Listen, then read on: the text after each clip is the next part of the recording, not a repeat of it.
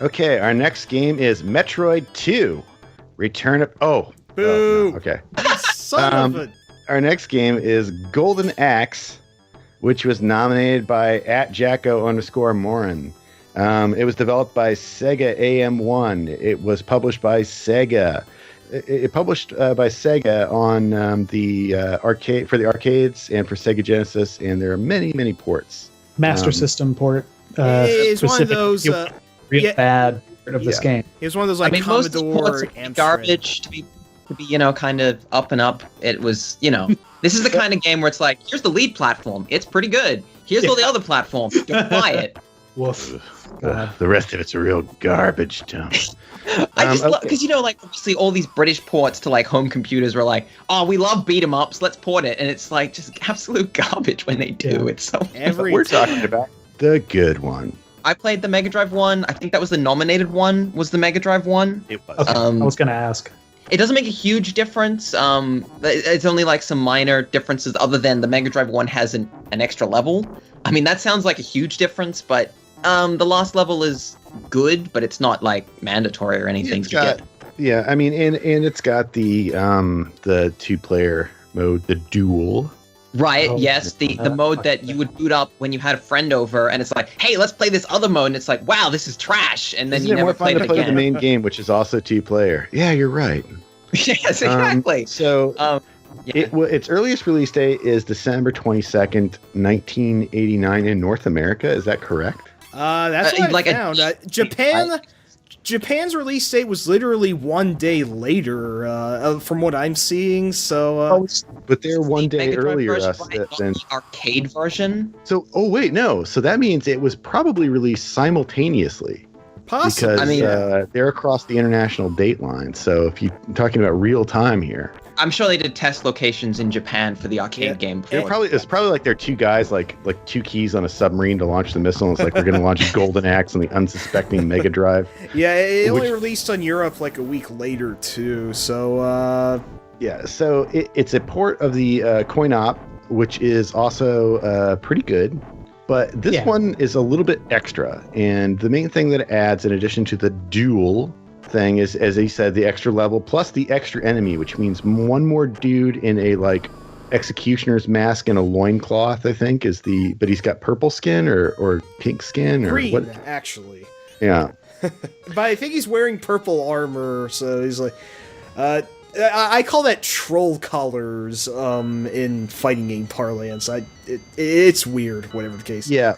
It's a beat 'em up, and it's basically Conan the Barbarian the beat 'em up. That's right. It's great. You've got 3 characters. You've got Conan the Barbarian. I mean, Axe Battler. Axe equals Battler. Who uses a sword, despite. If I remember correctly, yes, he battles axes. He's trying to kill the axe guy. He hates axes, except for the axe carried by Gilius Thunderhead, the dwarf. Let me tell you about Gilius Thunderhead. Am I right? Like, damn, what a last name. Yeah.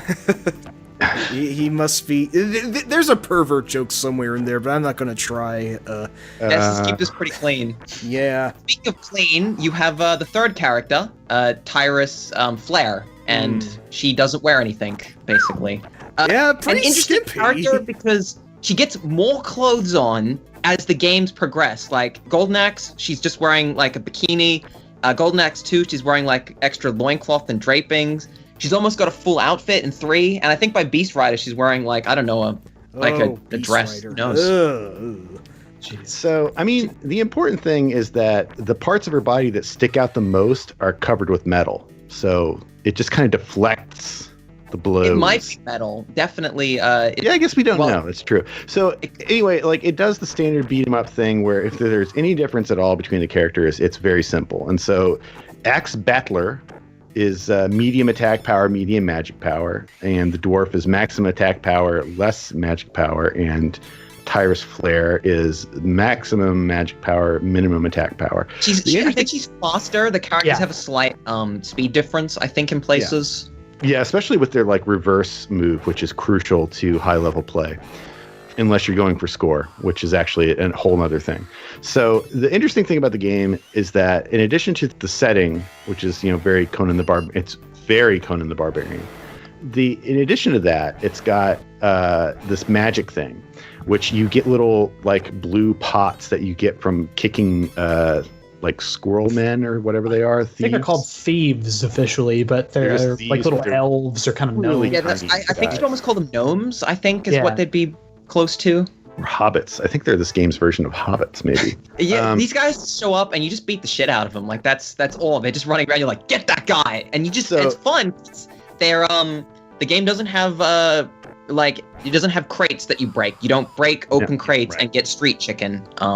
No, unfortunately, there's no health power-ups in the game at all, I believe. Well, there is, but you got to beat up the green versions of the little guy. Yeah, the green ones. And don't they ever only appear in the in-between campfire bits? I think they appear a couple of times in the later levels. They'll run out during like the later levels occasionally. So okay. It's a very stylized beat 'em up for 1989. Yeah, I should clarify the original arcade release was May 1989. Specifically, December was the Genesis port. So that means the original Golden Axe actually predates Final Fight by roughly 6 months. Right. Yes, yeah. I mean, this game was definitely, and you can tell this game definitely came out before Final Fight. It had and even if it didn't, it was definitely in development before Final Fight came out because it doesn't feel like a Final Fight type beat 'em up. It doesn't seem like they looked at Final Fight and because every game after Final Fight, as we were talking about on the Final Fight ranking, every game after Final Fight kind of felt a bit like Final Fight. Like they looked at Final Fight, that's the template, we go with that. Whereas this game has like this weird, like chunky sort of sloppiness to the way it plays. Like instead of doing like your sort of the combos are really strange and really fun to look at. When you hit an enemy, instead of just hitting them a couple of times, you start like pummeling at them with like the pummel of your sword. The dwarf, he does like gut, basically. Like it's pretty savage looking. Yeah, the dwarf does like a 2x thrusts and then uses the handle or the pommel of the axe to like bash in their skull twice, and it makes like a knocking on like wood sound. Yeah, and then he kicks him away. Even on the Mega Drive. It's got cool sound effects that are taken, I think, directly from Conan the Barbarian and maybe a couple other sources. Yeah, when in the arcade game, when they scream and stuff, it's ripped from movies. Yeah, I think they digitized the same ones for the Genesis one. They cut out a couple, I think is what happened. The Genesis one has less samples. Both Conan the Barbarian and First Blood have actually been taken from. So that one guy screams, "Oh God!" That's actually a young David Caruso, if you can believe it. Oh, wow. So it's got the magic system, and the more little blue pots you get, the more it fills up your magic meter. And like I said, like the Tyris Flare the system is actually kind of weird because like it's like a weird tiered system. Right. Yeah, like the dwarf's tier is very abrupt, but it means that he gets like level 3 magic very quickly, whereas Tyris's is huge. You have to collect like 5 pots to get to level 2, but then after that, it's 1 pot to get to each next level to a maximum of 6, I think. It works very well when you're working with another player simultaneously. This game definitely feels like they were a little bit leaning towards making you play 2-player. Like, go grab a friend because it's going to be like that'll make your arcade or Genesis experience much better. Yeah, it is beatable solo on the Genesis, but it is very hard. Yeah. The way I always beat it when I was a kid was to play one person as Tyris Flare to save up their magic for bosses, the other person being the dwarf to do all the dirty work in between. Tyris and Gilius are, I'd say, one or the other is definitely preferable. If you're playing Axe Battler, you're doing it wrong. I'm sorry. There's no point in going for the middle ground in this game, basically. Either just go all magic or all like dwarf thug beat 'em up, basically. Playing solo, you got to be the dwarf, Yeah. Because what I like is when they looked at with the Master System port, they're like, wow, we have 3 characters, but we can only put 1 in. We got to pick one. What do we do? Let's put an Axe Battler. Yeah. What was the executive decision behind that? Wow. Everyone's playing Axe Battler. Oh, he's great. The executive decision was, it's time to go to a hostess bar.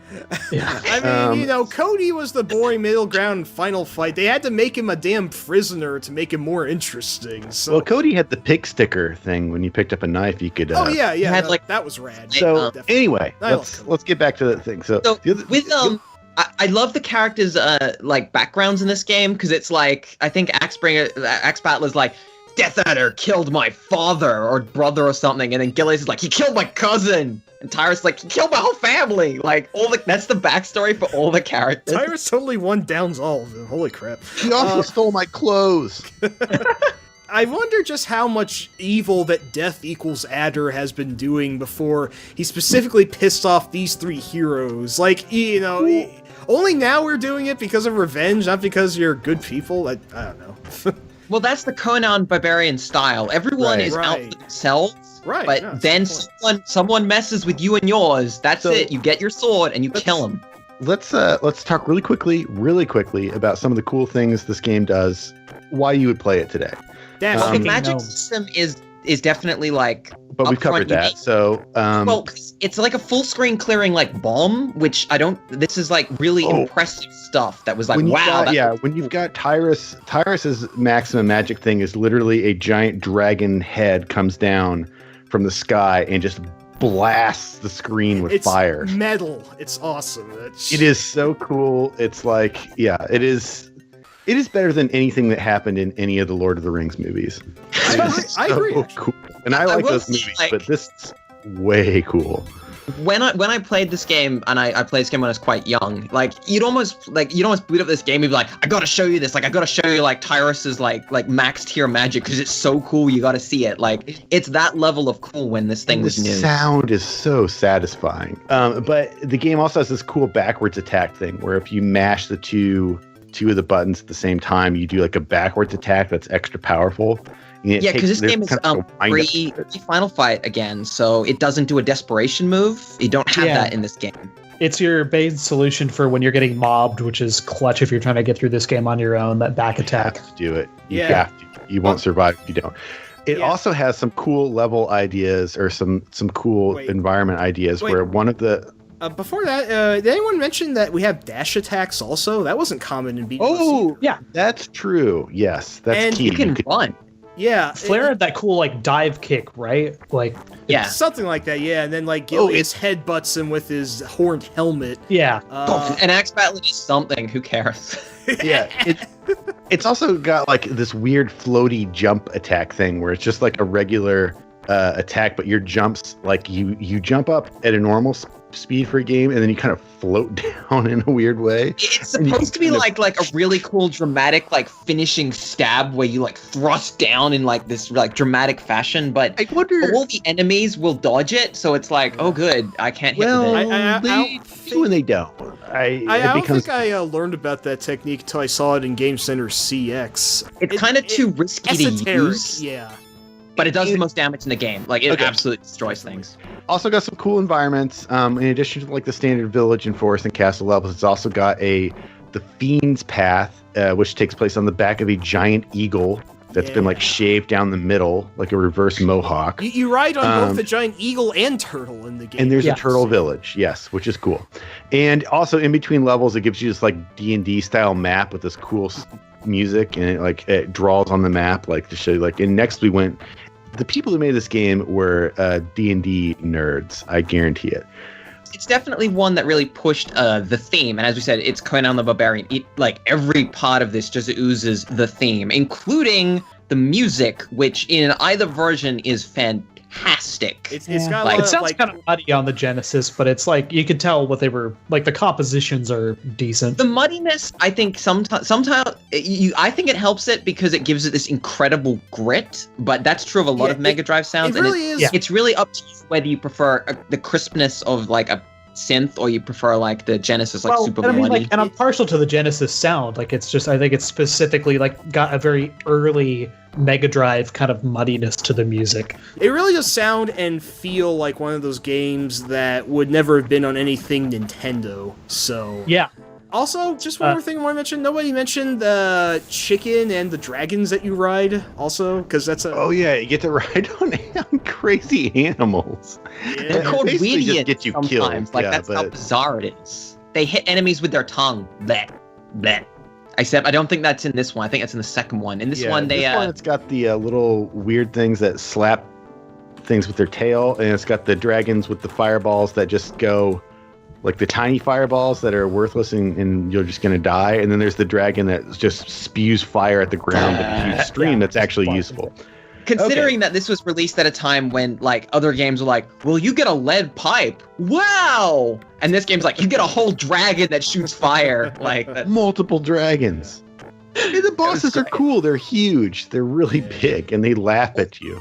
Yeah, they stand there, they wait, like they're like, haha, they're so like, they're like, so I literally don't care. They just wait for you to fight them. We've got so much to gush about with Golden Axe, but how do we actually rank it in spite of all of our praise? I love this game, but yeah, the hidden secret sauce here is Golden Axe is kind of fun and it's a quaint beat 'em up game, but it's so outstripped by its own sequels. It's outstripped by Final Fight. I'm looking somewhere about smack dab in the middle of our list, maybe slightly lower. Like I'm putting it in the same territory as something like Tapper. Yeah, I can see that. I would note that. Like, it's a very butt rock feeling game, and I think I said the same thing about Last Battle, but no, this has got, like, quality butt rock to it, but it's still Scorpion. Last Battle. It's like the difference between, like, AC/DC and Rat. Yeah. Two T's. It's a comfort food. This is very much in the AC/DC, like the Brian Jones. No, Bon Brian Scott. Johnson. Bon Scott. Brian. No. That's too good. Yeah. Oh, that's a good point. Okay. I got Brian Johnson. I think Brian Johnson. Is this game? It doesn't take a lot of skin off to play this game. It's fun. It's loud. It's like it was great when it came out, but it's really it doesn't matter. It's neither here nor there. It's like this is fun. You can play it for 30 minutes or whatever, and then you don't ever have to look at it again. I will say that the giant bald guys in the furry Speedos with the hammers are very Dogsbauer-esque characters. Bad Brothers, they're called. The Bad Brothers, right, yeah. I also love the translation when you rescue the king and queen in the Mega Drive version, where they're just like, I just saw him going into this room, and then it's like, oh, okay. I guess it's a castle, you dimwit. It's like, what do you think? That's what it's for.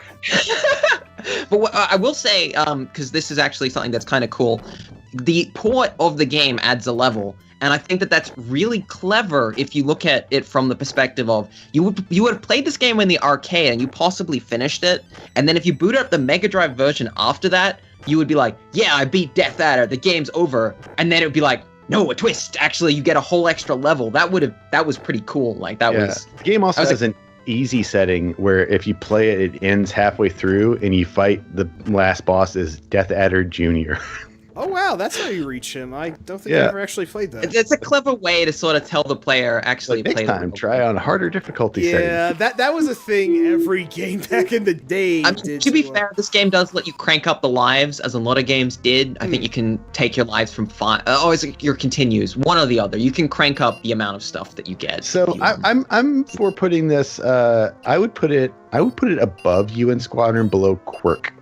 I'm not going to fight against, I think that, I love this game. I do. I think it's also, personally, I think it's possibly the best Golden Axe, because I think that the theme in this game shines through the strongest, even if the other games might be slightly technically better. I can't objectively rate it. I do like Revenge of Death Adder better, to be sure, but no, for a game for its time, it is quite quality. It might be a little outdone by its this is definitely one of the strongest early releases on the Mega Drive. Definitely one of the stronger. Sure, but Tatanga specifically, do you really want to put this above Street Fighter 3? You're appealing to me specifically on this. I am appealing to you specifically. He's a bastard. Yeah, that's kind of a sneaky tactic, I hate to say. Don't call attention to the arbitrariness of our whole conceit here. I would honestly, I would move it down a peg. But not much fun. Okay. Okay, so put it below Street Fighter Third Strike, above Bangai-O. Wow, Bangai-O is low. I forgot that. I would put it directly below Outrun 2006 is where I would be happy with. Okay, it's definitely in this area. Below Bangai-O, above Devil's Crush, final offer. Okay. I'm going below Bangai-O. I'm fine with that. Yeah, I like it too. I like it. Yeah, let's go for it. Sure. Okay. Great.